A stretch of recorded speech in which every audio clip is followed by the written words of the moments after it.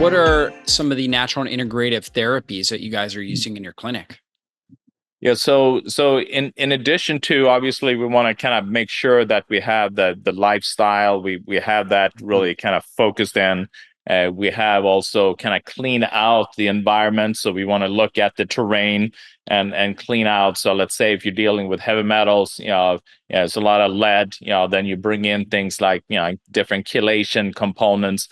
If you are dealing with a lot of inflammation going on, you bring in IVs like curcumin, boswellia becomes really important.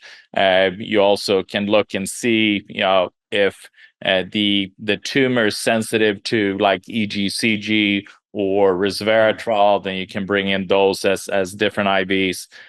You can also, for the metabolic component, how to shift. So one thing that becomes really important is to kind of drive, the metabolic aspect, from the fermentation more to drive it through the mitochondria. And there are different tools that we can use to do that. Because within the mitochondria, and that's one thing that happens with cancer, how it then becomes immortal, is that within the mitochondria, you have then the cell death switch. And so by bypassing the mitochondria and just using fermentation to produce energy, the cancer also then becomes immortal in a way. So if we can then kind of push the metabolic activity through the mitochondria, then we are then able then to trigger that cell death switch that is supposed to take place, to kind of shut that cell down. And so we can use DCA as a beautiful dichloroacetate is beautiful to kind of shut that fermentation process down. And then we can use things like poly-MVA to really promote energy production then within the mitochondria. And the beauty with that is that if the cell is healthy enough when we do that and it's repairable, then the tissue will then be repaired. If it isn't repairable and the mitochondria says, hey, we can't do anything, we're too far gone, let's flip the switch, then it will die. So that becomes a really powerful strategy to incorporate as well. And then we can do strategies that's called ferroptosis, where we use then the iron within the cell and within the cancer cell. Cancer cells, they're very iron hungry. So, taking a lot of iron supplements while you're dealing with cancer is usually not a good idea because it's kind of like eating a lot of sugar. We know sugar feeds cancer, and iron, tends to feed cancer as well.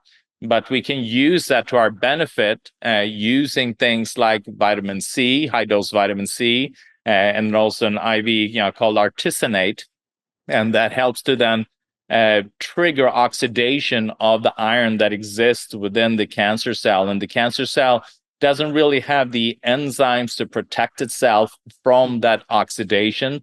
Normal cells do, so they become impervious to that kind of a strategy. But the cancer cells becomes really really vulnerable in that area. And then another really cool therapy that we offer that is a little bit and that's a little bit newer is something's called photodynamic, and that is then utilizing photosensitizers that have a tendency to accumulate at a much higher, about 50 to 1 in cancer tumor tissue. And then what that does is that when you expose that to laser light, and you can do that both intravenously and then also externally. If you have a tumor that accessible, like a breast tumor, a colorectal or prostate, or then you can literally kind of inject that with photosensitizers and then put leads, laser light leads into it to trigger then oxidation within those cancer cells.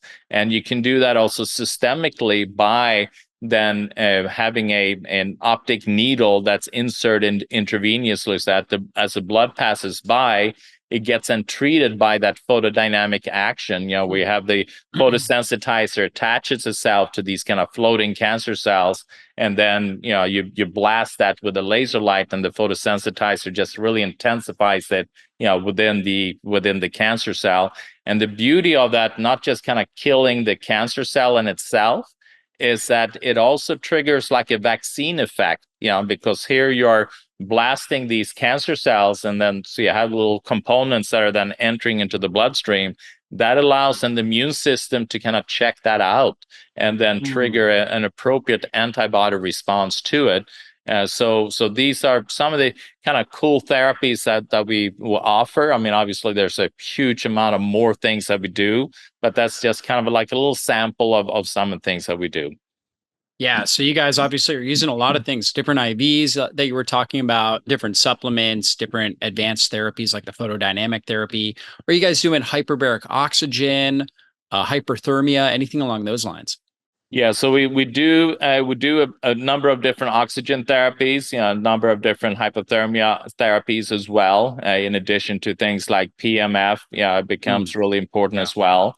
Yeah, we know that PMF in itself will then trigger kind of destabilization of the cell wall membrane of the cancer cells. So by kind of shaking it up, then it will then yeah, it'll be much more easily attackable and much more vulnerable.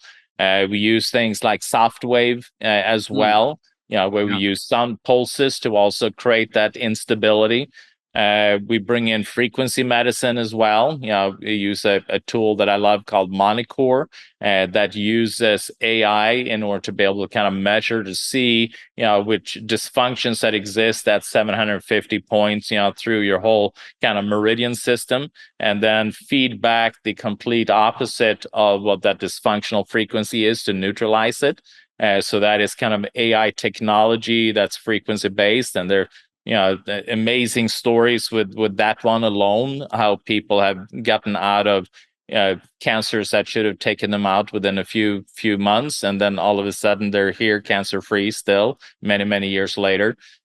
So those are some additional therapies that we do. We also use things like laser energetic detox, where we use homeopathic frequencies and done through muscle testing or autonomic response testing to kind of see, along with the tumor, to see what are some of the pathogens or chemicals, or we can use homeopathic frequencies of different chemos, to then help to kind of go after the body on a frequency based component there. There are also specific targeted vaccines that we can create, from the tumor in itself, using the liquid biopsy, the tumor biopsy, and also urine. And that's using then kind of correcting peptide signaling mechanisms, in addition to causing the immune system to target that tumor more efficiently, and that's using creating a vaccine specifically for that individual as well. So we also bring in kind of a low dose of immunotherapy that we bring along with the photodynamic, just to kind of expose the cancer a little bit more, so that we can activate the immune system even more. So there's a lot of layers that we kind of add one on top of each other to really, because that's the thing with cancer, is that cancer is a complex disorder, it's a complex disease. If you just attack it in one direction, it finds way to other escape paths. That is the challenge that we see a lot with chemo radiation surgery, is that we attack it in one direction, and it looks like we have no evidence of disease.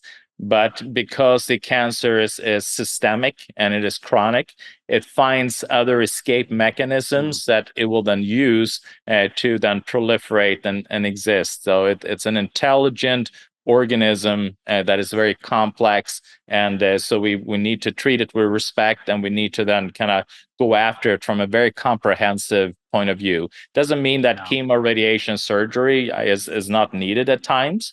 It is just that I feel that if you use that as your only strategy, you are going to be fighting an uphill battle.